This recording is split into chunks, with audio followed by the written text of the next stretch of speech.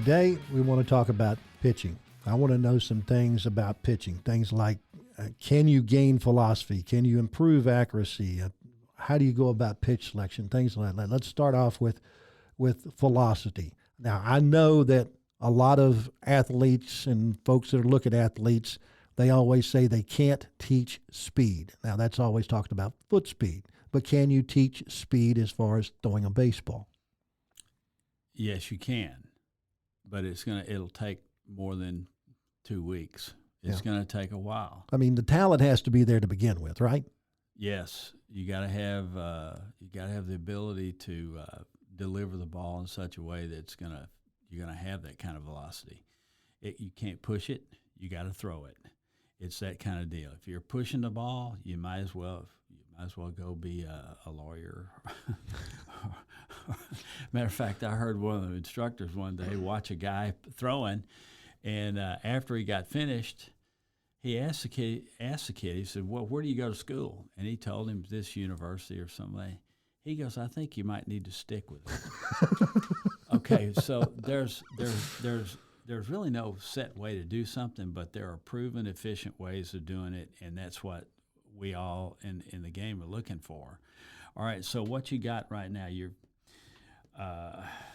to teach a kid to throw harder, it's going to have to be, a slow, methodic process, and where you do a lot of throwing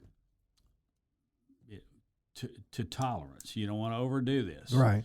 So you do a lot of throwing, do a lot of stretching, and you eventually extend that out, the throwing. And when I say extending out, no rainbows. Right. It's straight on, whether you're bouncing in or not. Line drive at 60 feet, line drive at 70 feet, line drive at 80 feet. Just right. We got a long toss program, and most of them are roughly the same. Where you start off at 6. You get loose first. You get your arm loose. Sure. You don't want to shock the muscle by going hard out 100 miles an hour right out of the chute. Like you do at the carnival when you're trying to dump the guy in the drink. Oh yeah, that hurts too. I did that myself. So what you're doing is you're starting off at about 60 feet, and you make they're pretty strong throws, nice and firm to each other, okay? Yeah. Then you move back to 90 feet, and you do, I would say, 5 or 6 throws per, because what you're going to be doing is you're going to be making a lot of throws by the time you get all the way back and back in. So you have 60 feet, 5 or 6 throws, and same thing at 90 feet. Firm, then they need to move back to 120 feet, and most organizations say 120 feet's enough. Not me. I say let's go back to 150 feet and let's get it from there. Okay, and if the guy is really needing to accelerate that, I would go out to 180 feet too. Okay. All right, 5 or 6 throws. Bring it back into 150 feet, 5 or 6 throws each, 120 feet. 90 feet, and back to 60 feet, and then there's a cool down. Nice and easy, soft toss, not quite as firm, but about 3 or 4 minutes of that. And then when it's finished. Is that a daily exercise? Yeah. Okay. It's daily. It's every day. Okay. All right. After it's over with, then I would go slap some ice on my shoulder and my elbow. Okay. For about 10 minutes. I mean, this is stuff that I did that helped. I got drafted as an outfielder. When I saw what I was up against, I said, I need to catch. So, my arm was a little short. This is the process we went through, and I got to where I was getting it down there pretty good and throwing some guys out that nobody thought I could throw. But it's all about doing the work, though, and and working towards it. If the work isn't done, don't start expecting different outcomes. You have to work at this. That's just like if you want to work on your speed. The best thing I found was to jump a rope. Yeah. What you're doing is you're training your anaerobic muscles, and your timing and rhythm is better. Your athleticism becomes better because you're actually having to do multiple things in a rhythmic way. So that's part of that. So let me back up. Let's go back to this arm strengthening. I would actually do some French curls too. Okay. That's where you lay down and you isolate your elbows and you raise your arms from your hands to your elbows. Is that with dumbbells or a barbell? I'd start off with dumbbells, Okay. 2 pounds. Okay. And then go up to 5 pounds. Okay. And then I'd get a barbell, a curl bar, and do 10 pounds. And about, 3 sets of 15, do it that way. And that's something, that's not something you can't do every day. Right. A lot of people do it every other Do day. that sitting there watching the tube. Yeah, you could. That's something you could do because, but and get it up to as much weight as you can, because your triceps, your throwing muscle right there. Everything upper body. A lot of guys don't like bench pressing, but I thought bench pressing was good because it strengthens. It strengthens your shoulders and your lats. Yeah. Your pectorals and those they play a minor part in throwing too. Mm-hmm. Wrist rollers where you got, like, you take a broomstick and you drill a hole in the middle of it. Put a weight on. Hang a rope down with a weight on it, and roll it up and then roll it down. Mm-hmm. You do that, you got to get strong forearms too, or particularly when you're having to throw other pitches like a curveball and a slider. Right. All right, that takes some, if you got strong muscles, it's going to take a lot of pressure off those ligaments. Right. So the stronger the muscle, the less pressure on those ligaments. And this is my opinion. And you forego a lot of arm injuries by doing stuff like that. Mm-hmm. And you know what? Pitching. Let's go into pitching. What happens when a pitcher gets tired early? What goes first? The muscles. His legs. Yeah. Okay. That's why pitchers do more running than anybody. Sure. If it was up to me and I had my way, everybody would be running with the pitchers. Everybody. Well, imagine you did that when you were managing. I did it when I was playing too. It was I stayed in the best shape because of that. I didn't run with them every day, but I did run with them some. Anyway, so that's important too. So we got the arm strength. Now let's talk about the pitching aspect. Okay, so let me put it this way: when I had I got pitching coaches that were really good. That's their job. But during those meetings with pitchers, it was a very short meeting because all I'm going to give them is my expectations. Right. I want you to consider this. We're going to throw strikes, focus on first pitch strikes. Right. That way you get a tactical advantage on the hitter. Well, I think you once brought up in this podcast that you told pitchers that you want to batter out of the box by 3 pitches. 3, exactly. Yeah. Well, that's the other part. Well, throw strikes, get people out and do it in 3 pitches. That'll speed up the game. Well, it definitely would speed up the game, particularly if your tempo is up. If you got an up tempo, yeah, 1 pitch outs are exactly what you want. Sure. Particularly as your manager. Absolutely, you get the other team out on 1 pitch, a 3-pitch inning. Of course, rare does that happen, right? But that speeds up the game a lot. Mm-hmm. All right, so there's too many pitchers out there they're trying to they get 0-2 and they try to nip on the corners. Next thing you know, they're walking the guys. Right. You got to go after the hitters. And the reason you think of it that way is because the chances of the hitter being a good hitter are 30%. Right.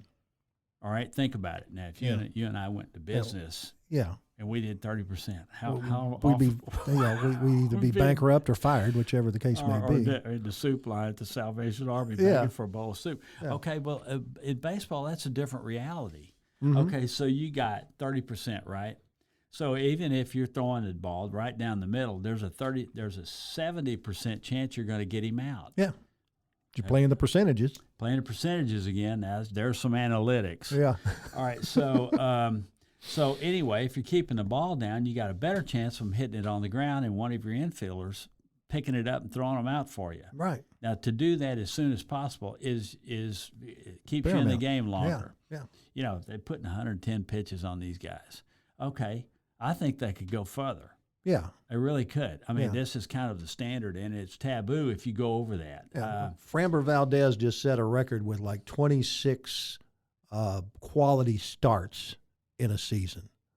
Quality starts is now a stat that's kept as opposed to complete games. So How many averages? Well, excuse me. How long was he in the game? What was the average innings Probably he was in 6. the game? Okay, That's a quality start. If you go 6 innings and well, you're setting standards down way low there. oh yeah, A quality start for me is a guy going out there going 9 innings. yeah. Okay, there was a game in the major leagues where I believe Nolan Ryan was throwing against Louis Tiant. All right, it's when he was with the Angels and Tiant was with the Red Sox. That game lasts an hour and 20 minutes. No, it went into extra innings. Well, okay. But they were still in the game, and I think Nolan Ryan something like 250 pitches, and Louis Tiant threw 230 or something like that. It was something crazy. Yeah. Well, these guys never really got hurt. No. Because they were busy working on their physical training to stay in top shape. Right. I would estimate that Nolan Ryan worked harder than Louis Tiant. Yes, but, I'm pretty sure. But he did. He never really got hurt. I mean, and if he did, I don't know about it. Man, I could be challenged on that. But anyway, think about it. So 110 pitches. Okay. Most guys are looking in that dugout in 5th inning if they got a lead, like, get me out of here. Mm-hmm. Well, that really upsets me. Sure. Because what I'm trying to do is save my bullpen, and that's the way we did it. When I was managing independent ball, we had 16 complete games one year, and the closest one to us had 1. So at the end of the year, when I needed my bullpen in the playoffs, it was there. They were the ones that came to our. They were our savior. Yeah. Because they were fresher. Right. All right. So there's a strategy right there. I don't know if you're playing analytics, that might not be a good strategy, but it sure makes sense if you got a guy that's in great physical condition and stays that way. He's going to be out there as long. I'd like to see an average go from 7 plus innings. Really would. That would be great. One other thing. For a starter. Yeah. I'm sorry. How do you go about improving accuracy? Is that just practice? Yeah. Throwing at a target 50, 100 pitches a day? Okay, you got to look at, you got the pitcher's plate, the rubber, 17 and a half inches wide, I believe. Mm-hmm. And so is the plate. Right. So that track from the plate to second base, which was 17 and a half inches, it's not going to be 20 and a half inches. But anyway, you got a real narrow track, a real narrow track to throw within. Right. Okay, and efficient means that you're going directly toward the plate. Okay. Okay. The best one I ever saw do that was not Nolan Ryan. Well, he was good at it. Yeah. He got good at it, but Tom Seaver. Okay. Tom Seaver, when he finished, he was always square to the hitter, ready to catch the ball. Well, if that's it what was you're hit taught to in him. Little League.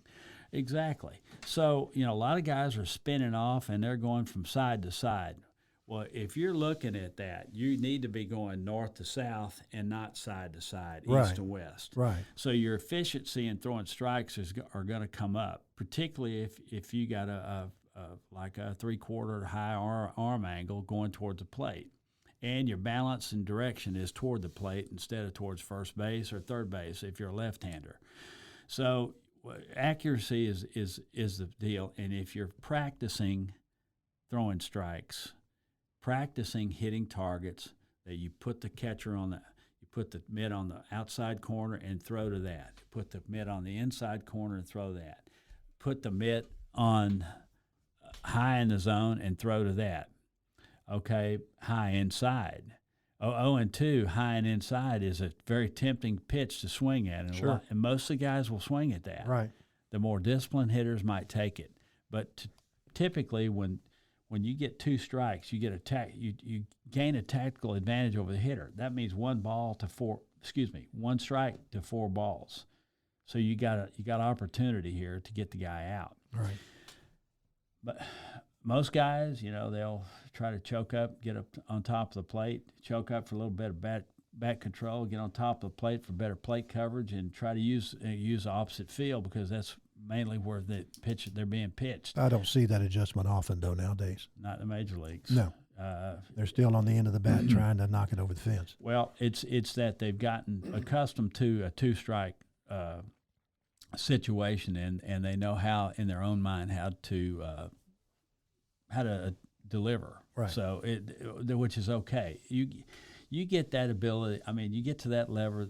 The ability to be able to do other things is still there. Is there. So stuff that some guys can't do in lower levels, that they need a two-strike approach. They need to do it.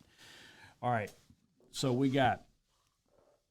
you're throwing in a 17.5-inch alley. It's like bowling. When you bowl, you come straight back, don't you? And you go bowl it down the alley, correct? You don't go east and west and throw it all over the place. Well, that's my best analogy. Oh, okay. But you haven't seen me bowl. Anyway, okay, so, all right, what else? That's enough on that part. Okay, well then, pitch selection. Strategy, yes. Okay, so here's the other deal. Well, now, before we get into that, I wanted to get into the pitch grip or whatever it requires to throw a curveball or a slider or whatever. And why is it that some guys can throw a slider that, starts on the inside corner and finishes, in the left-handed batter's box, and some guys can't? I think to me, let's talk about strength of the grip.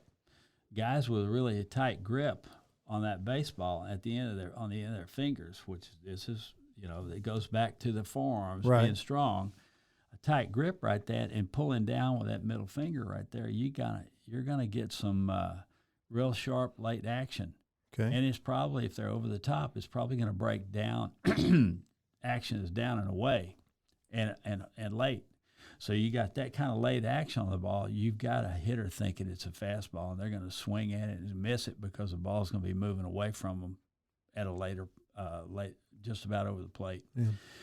Yeah. They talked about Mario Rivera threw a heavy fastball.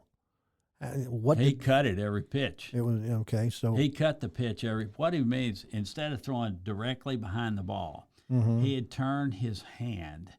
His arm would be turned just a little bit, and he'd come off the top side of the ball on the right, and that ball would move in to the hitter or move away from the hitter. So that may be more body physics for each individual pitcher who can or can't do those things? Possibly, and you can learn how to do that too. But I would say he was strong. He was a strong pitcher and had a lot of muscles in that arm, and it was 90-plus fastball too. So that's not a whole lot of time to react. Actually, hitters got right at 0.4 of a second to react. Now, the way they're hiding the ball now, he's actually got 0.3 of a second. So you're taking 25% of that away. So this is good pitching when they're hiding the ball. The guys are just seeing it out of hand, and that's it. So, all right, let me back up. Okay, let's talk about curveball. So if you got no turn on your hand and you're going directly to the target, that's a fastball. Right. If you turn it a quarter turn and stay on top of it and go down, that's a slider. Okay. Now, half turn with a middle finger and snapping a thumb of that middle finger, now you got a curveball, and it drops straight down. Right. If you work on that, you can get it right. A lot of guys are throwing curveballs a little too early for me. Okay? It's straining those ligaments in the elbow. Yeah, and particularly before puberty, you got a lot of cartilage in there that's not bone yet, and you could damage that cartilage. And I had a player that was a good pitcher that pitched in the big leagues, and he had damaged his growth plate in his elbow at a young age. And this guy pitched 7 or 8 years in the big leagues, and it was really good. And they had to go through massive rehab after every game just to get him back for the next day.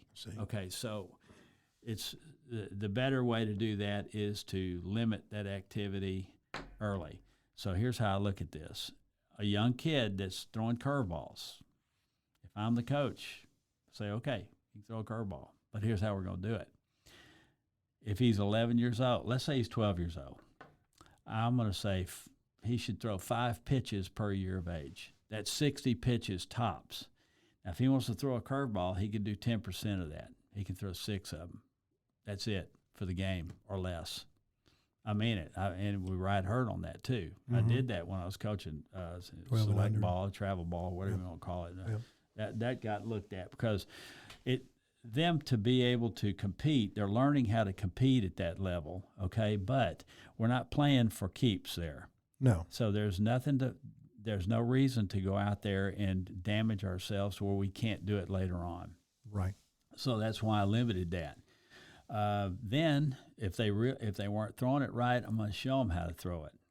I'm going to definitely show them how to throw it because they're going to do it. I want them to do it the right way. Now, throwing a curveball is like throwing a football. Your hand's on the side of the football, and you come straight down. So your hand is turned halfway from the face of your hand to the hitter is a fastball. A quarter turn's a slider. Half turn is like throwing a football. And if you can throw it in a perfect spiral, you can throw a curveball, which is what we did when we were with the Rangers, and Tom Hough had us doing that. And that was a specific reason and it worked. Well, that's why some days in pregame you'll see the pitchers out in the outfield throwing footballs to each other. Throwing footballs, and it's just to strengthen the arm in a way that if they're throwing a curveball, it's really helpful. Tom Hough can probably get you a lot more to that. Maybe one day we'll get him on this thing so he can explain that to us too. Okay. So anyway, okay. So first pitch strikes. All right. Now we're going into the strategy part. Okay. We're looking at a hitter, and he's turning it on your fastball pretty good. He's a right-handed hitter. You're a right-handed pitcher. Or we can go left-handed hitter, left-handed pitcher. It doesn't matter. Or it doesn't matter if you're right or left-handed, right or left. If they're turning on the ball and going on the line on your best fastball, they got a quick bat. That's the first. And watching a hitter more, you'll see exactly what we're talking about on all pitchers. So the guys that can make the adjustments are the better hitters. The weakest part of the plate for a hitter is the outside part of the plate. They see middle end, they're jumping on it, and they're getting it as soon as they can. Sure. All right, and that should be the strategy for young kids. All right? If I'm a pitcher and I'm a young kid, the best thing that I can do is throw a strike. Absolutely. That's all really that you should focus on. It doesn't matter about what pitch. It matters throw a strike, and then from that point you go to location, pitch location. Try to hit spots over the plate. So when I was with the Yankees, Billy Connors had a rule. He said, we're going after hitters, and we're not going to go to the corners until we get 2 strikes. We're going after the hitters first. Right, here it is, hit it. So that worked very well. Matter of fact, there's a lot of it makes a lot of sense. Guys were getting out of games a lot going deeper into games because they're getting guys out a lot faster. So if I'm a young guy, if I'm a coach, I'm gonna say go right after the hitter. We definitely need to do that. Okay, strategy. If he's got a slow bat, you don't want to throw to his bat speed. So throwing a changeup to a slow bat is like throwing batting practice. Or you don't want to do that either. So think about it. There are times you can do that and get by with it, but it's not every time. So you look at that. Okay, we're talking about straight pitch selection. Okay, the prominent pitch in baseball is a fastball. Sure. So as a hitter, you're gonna see that 70% of the time anyway. So what we're gonna do is those guys that are jumping on first pitch fastballs, we're gonna change that up on them a little bit. And a good changeup right there, first pitch, in some instances will be a better pitch to throw at that time. Right. So now you understand the philosophy and how we think. All right? Okay. All right.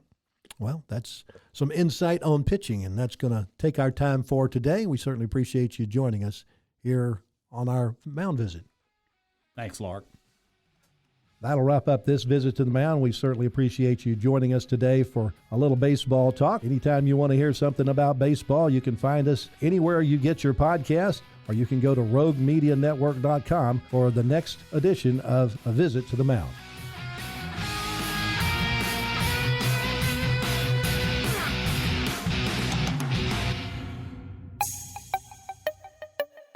This has been a Rogue Media podcast.